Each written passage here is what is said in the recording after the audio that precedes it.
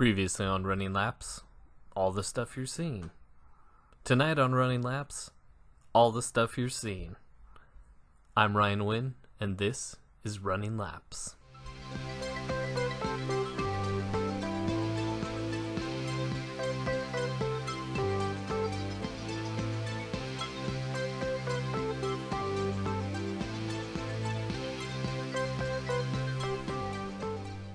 Rotoscoping. Alright, so here I am tracing frame by frame. You may have seen effects like this in the old Lord of the Rings animated films, Fire and Ice, things like that. Rankin Bass was famous for a lot of their movies being done in this method. So you can see my dirty studio in the background. I was busy cleaning the studio and then decided to do this. I had come across my old Batman 89 action figure Batmobile and realized that I could do this. So I set up a little scene, based some movement on, figured out some camera movement, and then started to add the animator's touch, which is a little stretch and squash and playing with the fire and the lights. Now in Procreate, the light is done relatively easy. There's in the pen settings, there's a luminescence box. You click on that and there's a light flare, a light pen, a light brush, all kinds of cool stuff. So here, this was a good exercise, but I could have done this much quicker and much simpler in After Effects, where I could have just created the background and then had it scroll past, where in Procreate you can't have anything that goes off frame. So you'll see I made I pulled the image in a little, so I had that white border around the edge. So I had a little room to play with the buildings, and I just moved them one frame at a time. I don't know what kind of road Batman is driving that's that high above. I like to think in Gotham he's got all kinds of bridges and passageways that are high above the city streets. And you'll see here I'm getting closer and closer to having all the details done.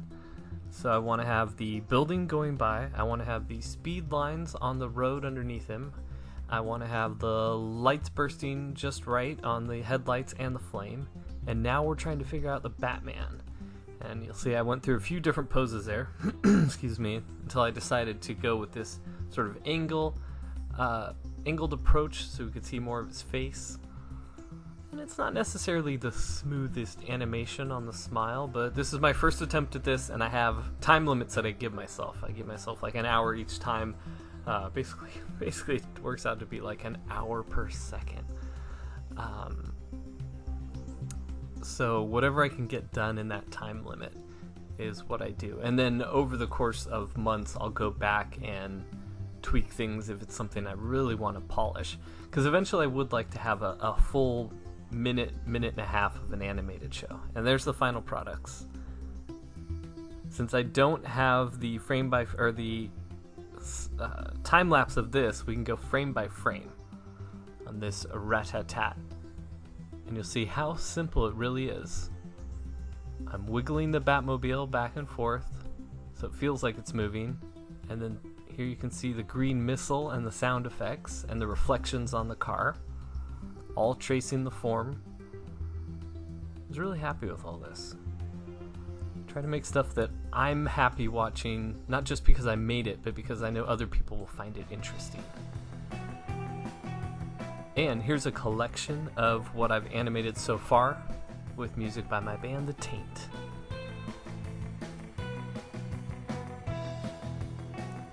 Alright, well, thank you for watching.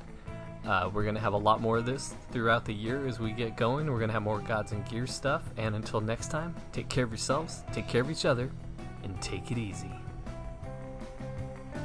And if you haven't already, head over to alternaaccess.com and check out the book I wrote, Gods and Gears, with art by Dean Kotz and letters by Wes Loker. Issue 4 is out soon. Stupid cat.